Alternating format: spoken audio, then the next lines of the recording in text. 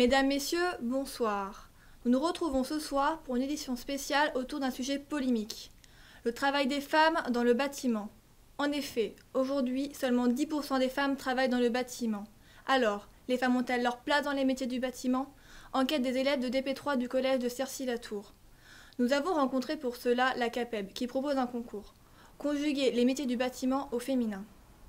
La CAPEB, c'est la Confédération de l'artisanat et des petites entreprises du bâtiment.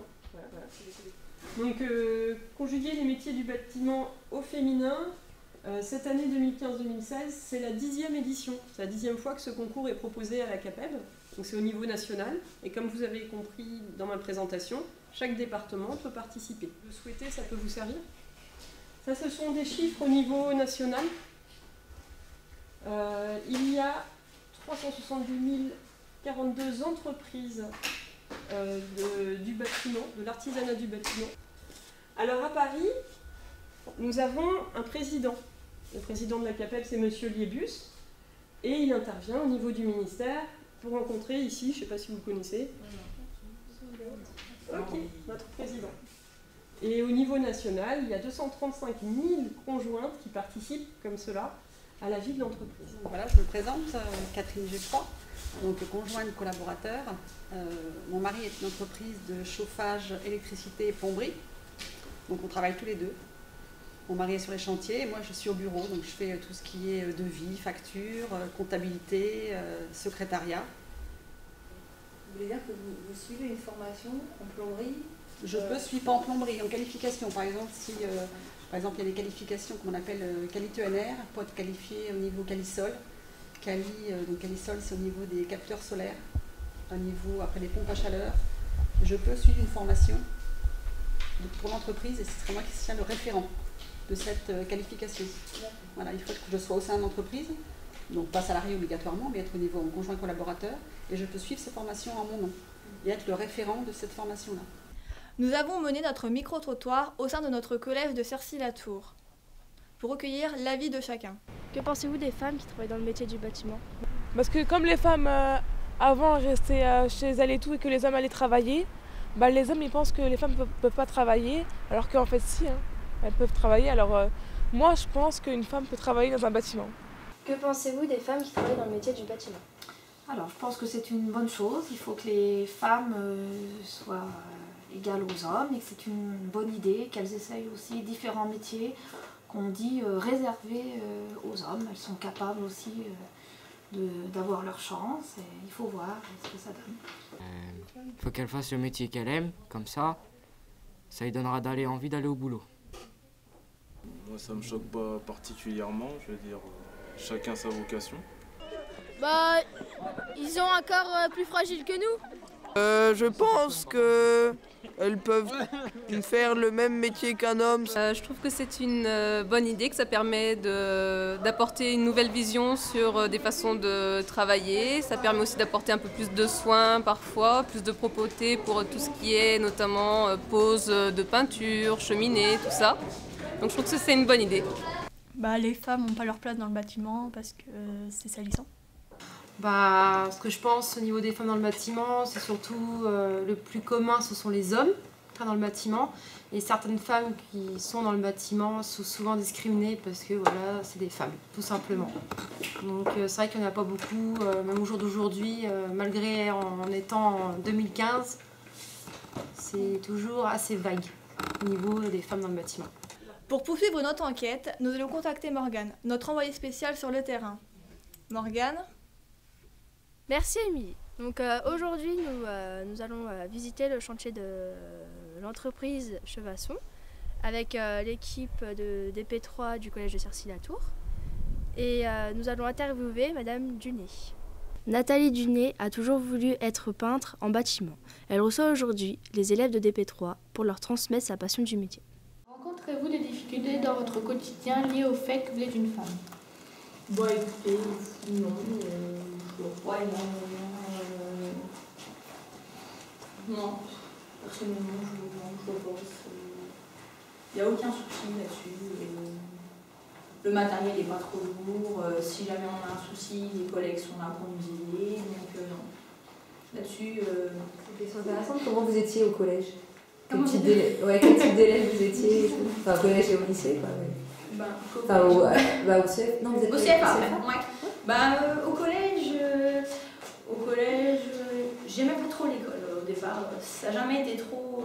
Voilà, j'aurais pu faire beaucoup plus d'efforts, mais voilà, j'aimais bien être dans le fond de la classe, faire ce que je pouvais tranquillement. Moi, j'étais la seule, troisième, j'étais la seule, mais ouais, ça, c'est venu quand j'étais toute petite. Mes parents m'ont fait construire leur maison, parce qu'avant on était chez mes grands-parents. Ils ont fait construire leur maison et j'ai vu la maison se monter.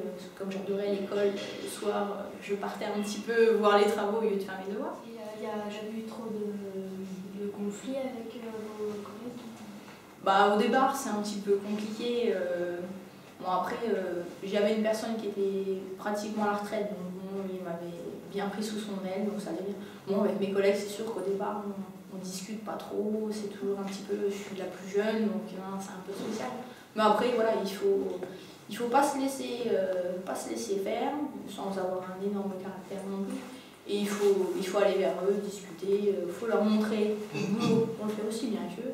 Et après, vous prenez votre place au boulot, ils vous considèrent comme tout le monde, on est tous pareils. Voilà. Le travail, on le fait aussi bien qu'eux, donc après, il n'y a pas de problème, maintenant tout va bien. Est-ce que vous aimez mettre du vernis ou vous maquiller en dehors de votre métier? Oui, bien sûr, en dehors de mon métier, il n'y a aucun souci. Je reste une fille avant tout, donc voilà. Là, je suis habillée un petit peu en garçon, mais quand je sors, c'est plus pareil. Vernis, maquillage, les habits, tout, pas de souci. J'ai toujours dit à mes parents, moi, plus tard, je serai peintre, je ferai de la peinture, et voilà, je veux faire une belle maison, tout ça, et ça m'est resté, et voilà. Et vos parents vous ont encouragé dans ce domaine-là? Mon père, oui, était pour. Ma mère, bon, bien sûr, elle préférait que je fasse des études, voilà, c'était un métier de garçon, ça allait être compliqué.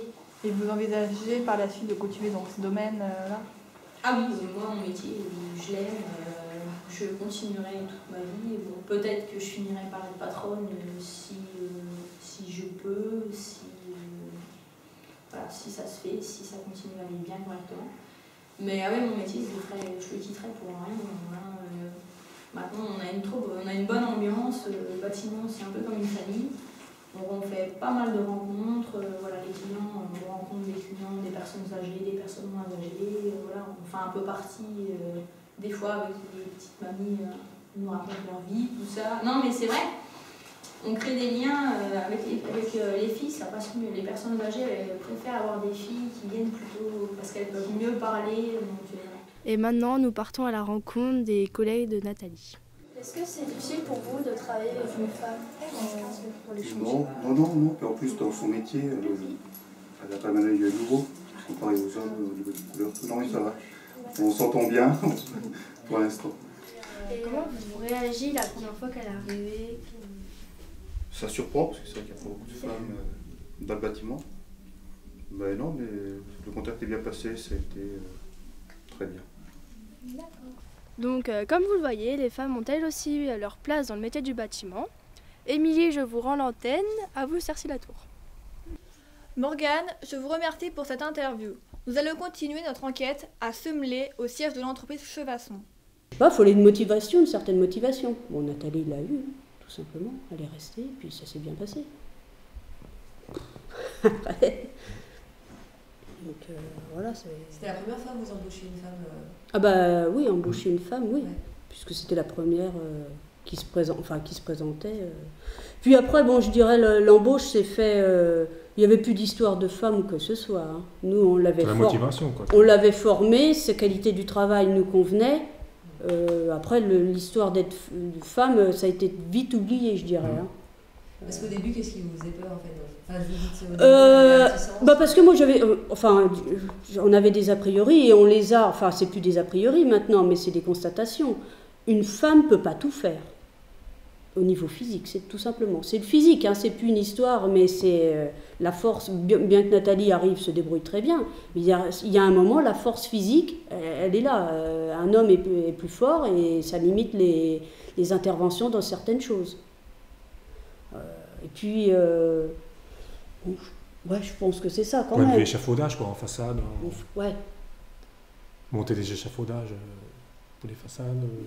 Bah oui, il y a des plus dur, il y a des choses plus dures. Par contre, elle fait des choses que les gars feront pas, quoi.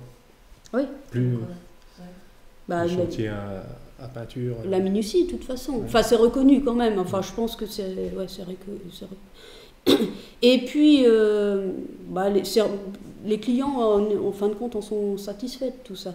Quand on amène une femme, jusqu'à maintenant, on n'a jamais eu... Au début, on avait, ah tiens, une femme, c'est fini ça. Les mentalités ont évolué. Mais pourtant, les chiffres restent faibles. Recueillons l'avis de notre expert. Merci Émilie. Nous avons 3758 entreprises dans l'artisanat dans la Nièvre, ce qui représente 6441 salariés, soit 1511 entreprises du bâtiment. Parmi les salariés du bâtiment, il y a seulement 10% de femmes et 4% de femmes dirigeantes. À vous Émilie. En conclusion, cela aura été une belle expérience pour les élèves de DP3. Cette enquête suscitera, j'en suis sûre, des vocations.